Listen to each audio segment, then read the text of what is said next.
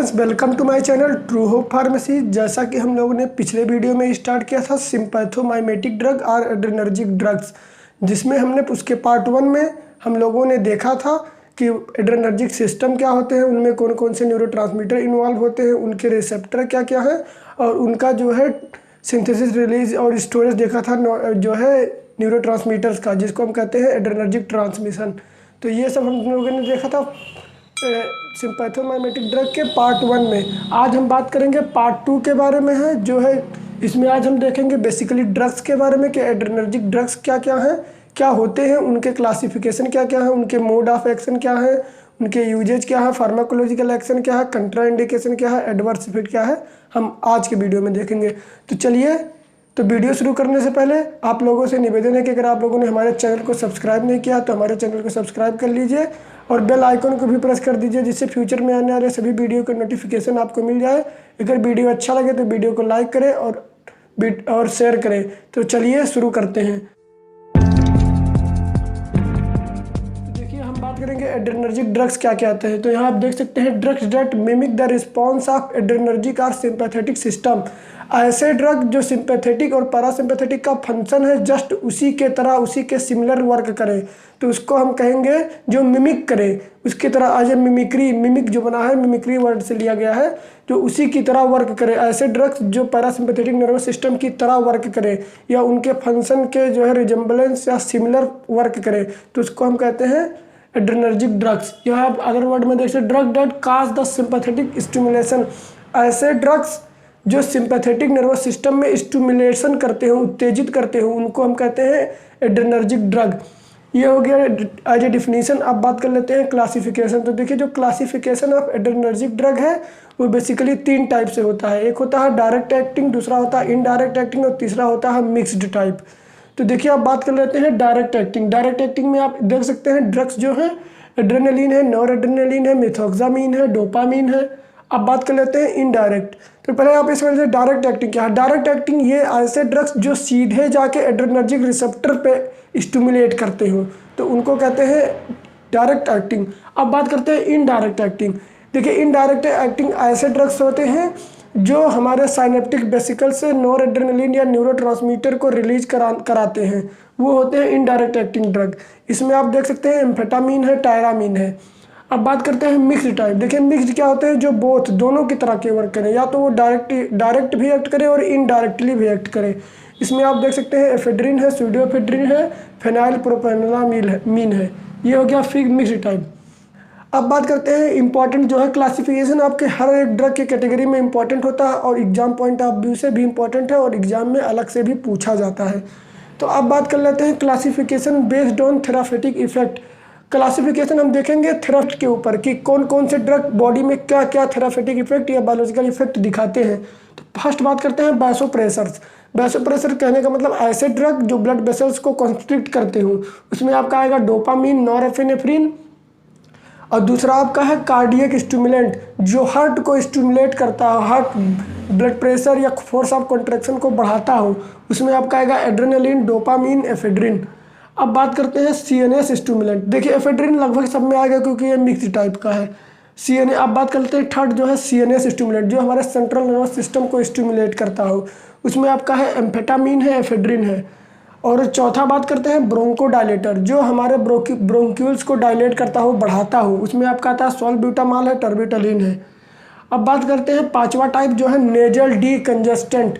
Nasal decongestant कहने का मतलब जब देखिए कभी भी हमको कोल्ड हो जाता है, कॉमन कोल्ड हो जाए, तो क्या होता है कि हमारे जो नाक है वो बंद हो जाते हैं। तो नाक बंद हो जाता है तो सांस लेने में हमको दिक्कत होती है। तो ऐसे ड्रग दिए जाते हैं जो हमारे नाक को, म्यूकस मेम्ब्रेन को खोल दे, जिससे हमको सांस लेने में तकलीफ ना हो। तो वैसे ड्रग को कहते हैं नेजल डीकंजेस्टेंट ड्रग, जो नेजल के कंजेस्टिव एरिया उसको वो बढ़ा दे। तो नेजल डीकंजेस्टेंट में आप देख सकते हैं ऑक्सीमेथाजोलिन है, नेफाजोलिन है, जाइलोमेटाजोलिन है। अब बात करते हैं एपेटाइट सप्रेसेंट, जो भूख को कम करे। जैसे कुछ पेशेंट होते हैं जो ज़्यादा मोटे लोग होते हैं, उनको है क्या करते हैं एपेटाइट सप्रेसेंट ड्रग देते हैं, जिनसे उनका जो वेट है वो डिक्रीज हो। तो एपेटाइट सप्रेसेंट ड्रग में है फनफिल्यूरामीन है, सिब्यूट्रामीन है। जो सिब्यूट्रामीन है वो बैंड हो चुका है। अब बात करते हैं यूटेरिन रिलैक्सेंट।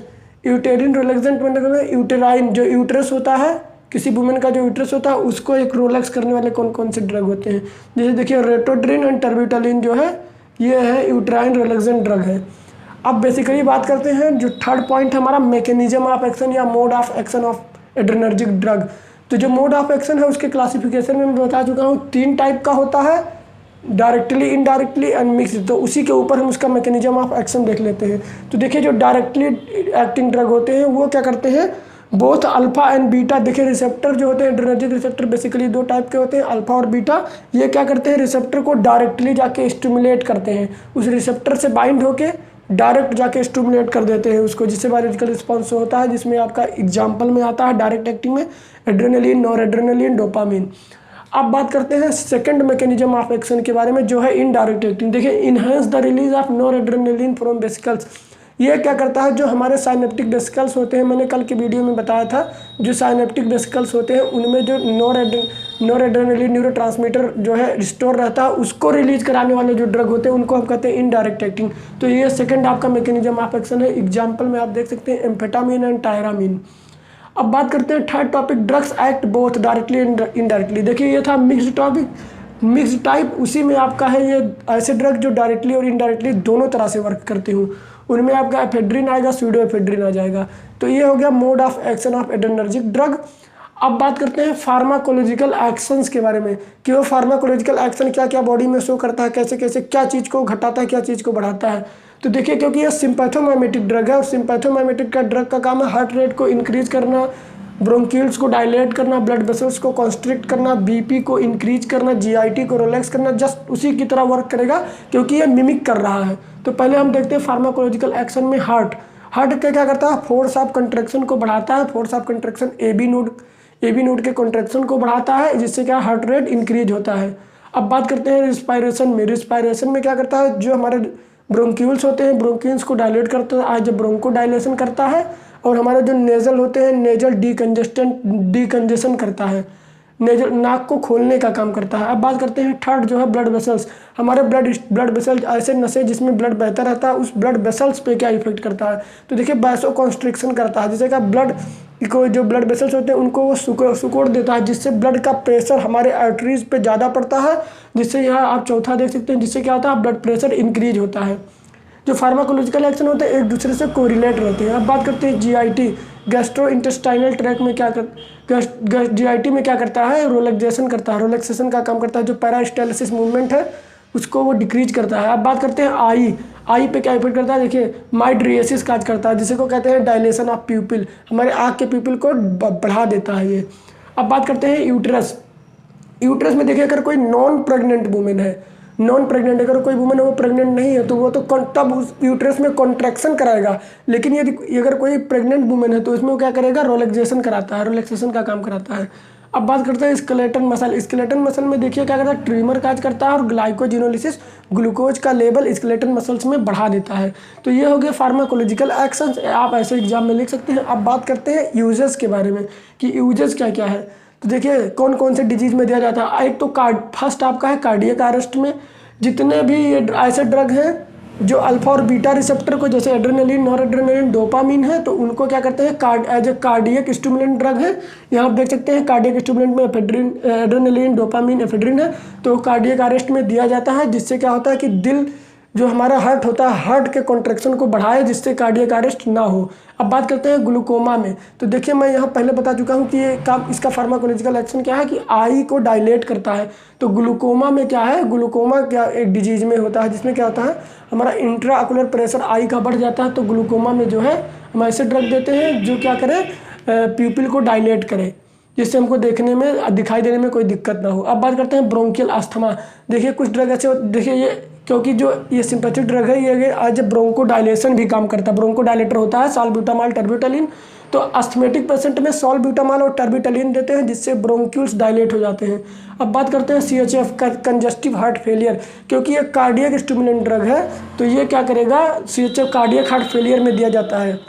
अब बात करते हैं एंटी कन्वल्सेंट एंड एनाल्जेसिक। देखिए कुछ ड्रग ऐसे होते हैं जो एज ए एंटी कन्वल्सेंट, जो एंटी एपिलिप्टिक एपिलेप्सी में दिए जाते हैं, और analgesic as a painkiller दिया जाता है। अब बात करते हैं नेक्स्ट जो है नार्कोलेप्सी क्या होता है, इररेसिस्टिबल टेंडेंसी टू स्लीप, किसी को जो है इररेसिस्टिबल टेंडेंसी उसकी रहे सोने की, तो उसमें हम नार्कोलेप्सी में देते हैं। अब बात करते हैं रनाइटिस। रनाइटिस क्या है? Stuffy nose. देखिए जब हमको कोई कॉमन कोल्ड हो जाता है तो हमारे नाक जो है बंद हो जाते हैं। तो एज मैं बता चुका हूँ पहले ही थेरापेटिक क्लासिफिकेशन में कि कुछ ड्रग ऐसे हैं जो नेजल डीकंजेस्टेंट का वर्क करते हैं, जैसे ऑक्सीमेथाजोलिन, जाइलोमेटाजोलिन, नेफाजोलिन। तो ऐसे ड्रग को हम स्टफी नोज या रनाइटिस में देते हैं, जिससे हमारे नाक का जो म्यूकस मेम्ब्रेन है उसमें वो नाक का जो है म्यूकस मेम्ब्रेन वो खुल जाता है, जिससे हमको सांस लेने में दिक्कत नहीं होती है। ये हो गया यूजेस। अब बात करते हैं एडवर्स इफेक्ट के बारे में कि क्या क्या उसके एडवर्स इफेक्ट आ सकते हैं। तो देखिए एनग्जाइटी हो सकता है, उलझन हो सकता है, पल्पिटेशन जो है स्किन पे या चेहरे पे जो है फफोले पड़ जाना। और बात करते हैं डिप्रेशन हो जाता है। और इंसोम्निया क्या है? सोने में जो दिक्कत होता है, कोई लोग सो नहीं पाते हैं तो उनको कहते हैं इंसोम्निया। और एक होता है नेजल इरिटेशन, जो नाक में जो है म्यूकस मेम्ब्रेन में इरिटेशन काज होना, जैसे इन्फ्लामेशन होना, ये भी हो सकता है। जब नेजल इरिटेशन कब होगा? जब हम कोई नेजल डिकंजेस्टेंट ड्रग देंगे, हाई अमाउंट में दे देंगे तो क्या होगा? नेजल इरिटेशन होने लगेगा। ये तो हो गया एडवर्स इफेक्ट। अब बात करते हैं कंट्राइंडिकेशंस के बारे में कि ऐसे कौन कौन से पेशेंट होते हैं जिनको सिम्पैथोमाइमेटिक ड्रग नहीं दिया जा सकता। तो देखिए इसमें दो टाइप है।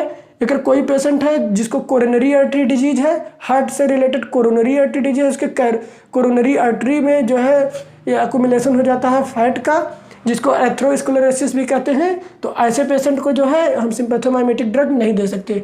और दूसरा जो मायोकार्डियल इन्फ्रेक्शन या एंजाइना पेक्टोरिस, ऐसे पेशेंट जिनको एंजाइना पेक्टोरिस है, जिनके सीने में लेफ्ट साइड में दर्द होता है, एंजाइना जब पेन होता हो, तो उनको हम सिम्पैथोमाइमेटिक ड्रग नहीं दे सकते। ये हो गए कंट्राइंडिकेशंस। यहाँ जो है आपका सिम्पैथोमाइमेटिक ड्रग या एड्रेनर्जिक ड्रग खत्म होता है।